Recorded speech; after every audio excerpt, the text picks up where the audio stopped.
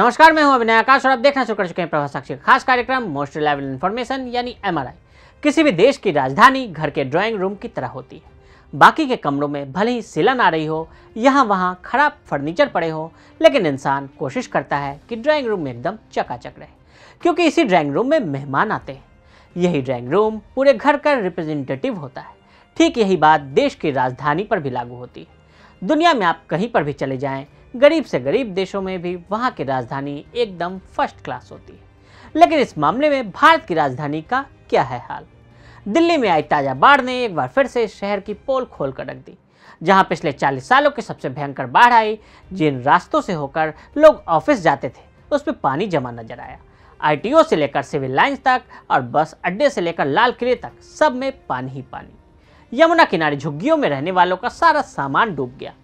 हमारी चेतनाओं में बारिश को बहुत ही रोमांटिसाइज किया गया, लेकिन हमारे नीति नियंताओं ने उसे वैसे ही बनाए रखने के लिए बहुत मेहनत नहीं की। दिल्ली पर लिखी जिस कविता में यमुना का जिक्र है, वो लोगों के घरों में घुस चुकी है। पानी ने केवल आम लोगों को ही अपनी चपेट में नहीं लिया, बल्कि प्रोटोकॉल तोड़कर VVIP लोगों के घरों में भी घुस गई। आज आपको यमुना के कहर की कहानी बताएंगे। यमुना में कहां कहां से पानी आता है, ये नदी कहां से शुरू होती है, हाथिनी बैराज से इतनी जल्दी पानी क्यों आने लगा, क्या हरियाणा के पानी की वजह से दिल्ली में पैदा हो गई बाढ़ की नौबत, सारे सवालों के जवाब जानेंगे। शनिवार 7 जुलाई को जो बारिश शुरू हुई, उसका नतीजा ये हुआ कि लगभग पूरा उत्तर पश्चिम भारत बाढ़ की चपेट में आ गया। जम्मू कश्मीर, उत्तराखंड, हिमाचल प्रदेश, हरियाणा, उत्तर प्रदेश, राजस्थान के कुछ इलाकों में भारी से अत्यधिक बारिश दर्ज की गई। नदियां नाले ओवरफ्लो करने लगे, इंफ्रास्ट्रक्चर को बड़े पैमाने पर नुकसान हुआ और जरूरी सेवाएं भी बाधित हुई। दिल्ली समुद्र तल से 240 मीटर की ऊंचाई पर है। हर जगह पर खतरे के निशान अलग अलग हैं। हरियाणा की वजह से दिल्ली में आती है बाढ़। हरियाणा में हथिनी कुंड बैराज से पानी छोड़ने जाने को राष्ट्रीय राजधानी में जल भराव के लिए जिम्मेदार कारकों में से एक माना जा रहा है। हथिनी कुंड बैराज हरियाणा में यमुनानगर जिले और उत्तर प्रदेश में सहारनपुर जिले के बीच की सीमा पर स्थित है। बैराज का प्रबंधन हरियाणा सरकार द्वारा किया जाता है। हिमाचल प्रदेश से भारी मात्रा में पानी आने के बाद बैराज पूरी क्षमता में भर गया। जहां हाल ही में बारिश हुई थी, आमतौर पर यह प्रति घंटे 352 क्यूसेक पानी छोड़ता है। हालांकि जलग्रहण क्षेत्रों में भारी वर्षा पर छोड़े गए पानी की मात्रा बढ़ जाती है। हाल की बारिश के बाद यमुना नदी में जलस्तर बढ़ गया, जिससे बैराज से पानी का बहाव बढ़ गया। 9 जुलाई को शाम 4 बजे बैराज से 1,11,060 क्यूसेक पानी छोड़ा गया। इसे बाढ़ की स्थिति माना जाता है, क्योंकि 1 लाख क्यूसेक से अधिक पानी छोड़ा जाना बाढ़ माना जाता है। 11 जुलाई की सुबह 11 बजे बैराज से 3,59,769 क्यूसेक पानी छोड़ा गया। इसके कारण बाढ़ का पानी दिल्ली के कई हिस्सों में प्रवेश कर गया, जिससे पूरे इलाके जलमग्न हो गए और दिल्ली में आप सरकार और हरियाणा में भाजपा के नेतृत्व वाली सरकार के बीच आरोप प्रत्यारोप का दौर शुरू हो गया। दिल्ली सरकार ने हथिनी कुंड बैराज को ठहराया जिम्मेदार। दिल्ली की आम आदमी पार्टी सरकार पहले दिन से ही हरियाणा के यमुनानगर में स्थित यमुना नदी पर बने हथिनी कुंड बैराज पर उंगली उठाई।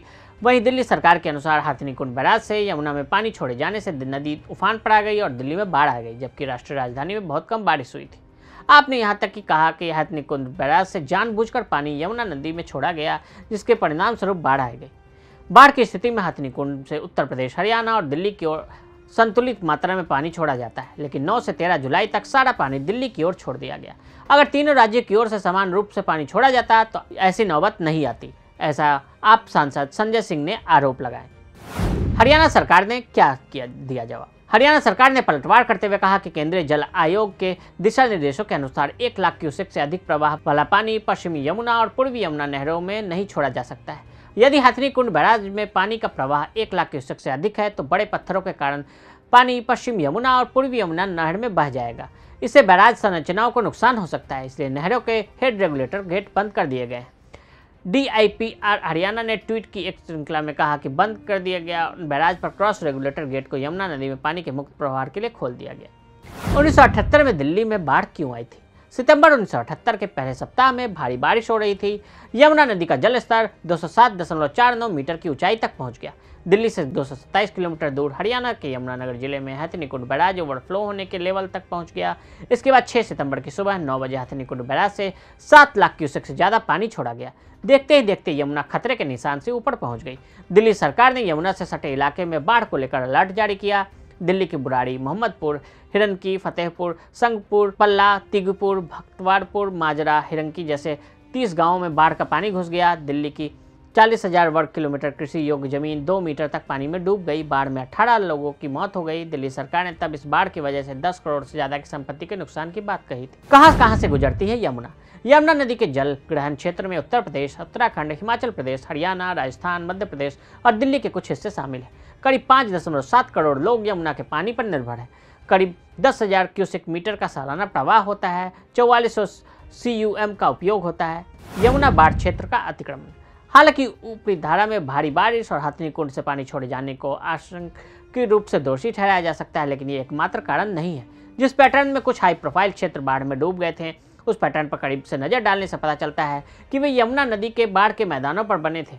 बाढ़ के मैदान एक प्राकृतिक बफर के रूप में कार्य करते हैं और नदी के उफान पर होने पर उसमें से अतिरिक्त पानी को अवशोषित करते हैं, लेकिन निर्माण के लिए बाढ़ क्षेत्र के बड़े पैमाने पर अतिक्रमण ने इसे अपना कर्तव्य निभाने में असमर्थ बना दिया। यमुना नदी पर बने 10 बांध कौन कौन से? पल्ला, वजीराबाद बैराज, लेफ्ट फॉरवर्ड पुस्ता, SM बांध, जगतपुर बांध, यमुना बाजार बांध, मुगल बांध, पावर हाउस बांध, लेफ्ट मार्जिनल बांध, मदनपुर खादर बांध।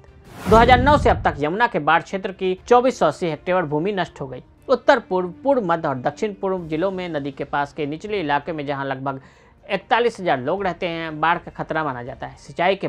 सिंचाई और बाढ़ नियंत्रण विभाग द्वारा शहरी बाढ़ और उसके प्रबंधन पर एक अध्ययन में पूर्वी दिल्ली को बाढ़ क्षेत्र के अंतर्गत और बाढ़ के प्रति अत्यधिक संवेदनशील माना गया है। इसके बावजूद पिछले कुछ वर्षों में परिस्थितिक रूप से संवेदनशील क्षेत्र में तीव्र गति से अतिक्रमण और विकास हुआ है। दिल्ली वन विभाग और शहर की प्राथमिक भूमि स्वामित्व एजेंसी दिल्ली विकास प्राधिकरण के बीच आदान प्रदान किए गए पत्रों से पता चलता है कि 2009 के बाद से यमुना बाढ़ के मैदानों में 2480 हेक्टेयर की भूमि पर अतिक्रमण किया गया या इसे विकसित किया गया। गाद किस प्रकार यमुना के प्रवाह को प्रभावित कर रही है? बाढ़ के मैदानों के अतिक्रमण के साथ साथ विशेषज्ञ दिल्ली में बाढ़ के लिए कम अवधि के भीतर होने वाले अत्यधिक वर्षा और नदी के तल को ऊपर उठाने वाले गाद संचय को भी जिम्मेदार मानते हैं। इसका मुख्य कारण अतिक्रमण और गाद हो सकता है। पहले पानी को बहाने के लिए अधिक प्रवाह मिलती थी, अब यह एक संकुचित क्रॉस सेक्शन से होकर गुजरती है। International union for conservation of nature के देश प्रतिनिधि यशवीर भटनागर के अनुसार यमुना में रिकॉर्ड जल स्तर का श्रेय पूर्व ऊपरी जलग्रहण क्षेत्र में तीव्र वर्षा को दिया जा सकता है। यमुना पर दिल्ली की निर्भरता। यमुना नदी का दिल्ली खंड वजीराबाद बैराज से ओखला बैराज तक लगभग 22 किलोमीटर है। नदिया के प्रदूषण के 76% के अकेले यही खंड जिम्मेदार है, लेकिन यह खंड राजधानी के कच्चे पानी का मुख्य स्रोत भी है और मोटे तौर पर दिल्ली के पानी की आपूर्ति 70% हिस्सा, जो लगभग 57 मिलियन लोगों का है। क्या ऐसी स्थिति को टाला जा सकता है? विशेषज्ञों का कहना है कि यमुना नदी में बाढ़ सरकार प्रबंधन की विफलता है। जलवायु परिस्थितियों ने हालांकि स्थिति को जटिल बनाया, लेकिन यह समस्या काफी हद तक मानव निर्मित है। यमुना में भारी मात्रा में मौजूद गाद, जल प्रवाह के रास्ते में अवैध निर्माण और जल निकासी की उचित व्यवस्था नहीं होने के कारण हर बार नदी के आसपास रहने वाले लोगों को अपना घर बार छोड़ने के लिए विवश होना पड़ता है। विशेषज्ञों के अनुसार एक ऐसी प्रणाली होनी चाहिए जो विभिन्न स्लुइस गेटों के बीच समन्वय सुनिश्चित करे। दुर्भाग्य से बहुत कम बारिश में भी यमुना का जल स्तर बढ़ जाता है। जल विशेषज्ञों का कहना है कि दिल्ली में जल निकास का उचित प्रबंध किया जाए, अवैध निर्माण हटाया जाए और हथनी कुंड बैराज पर पानी छोड़ने का वैकल्पिक इंतजाम किया जाए तो यमुना में अनावश्यक बाढ़ का खतरा टाला जा सकता है। दिल्ली प्रशासन क्या कर रहा है? बाढ़ की स्थिति से निपटने के लिए 16 कंट्रोल रूम बनाए गए हैं। सिंचाई और बाढ़ नियंत्रण विभाग, दिल्ली पुलिस, दिल्ली जल बोर्ड, दिल्ली शहरी आश्रय सुधार बोर्ड और अन्य विभागों के साथ काम में जुटे हैं। दिल्ली के CM अरविंद केजरीवाल ने गृह मंत्री अमित शाह को पत्र लिखा और अनुरोध किया है कि हरियाणा के हथनी कुंड बैराज से पानी धीरे धीरे छोड़ा जाए। तो आज हमने आपको दिल्ली में आई बाढ़ और यमुना की कहानी बताई। आज के लिए दें इजाजत। ऐसी रिपोर्ट्स को देखने के लिए देखते रहें प्रभा साक्षी।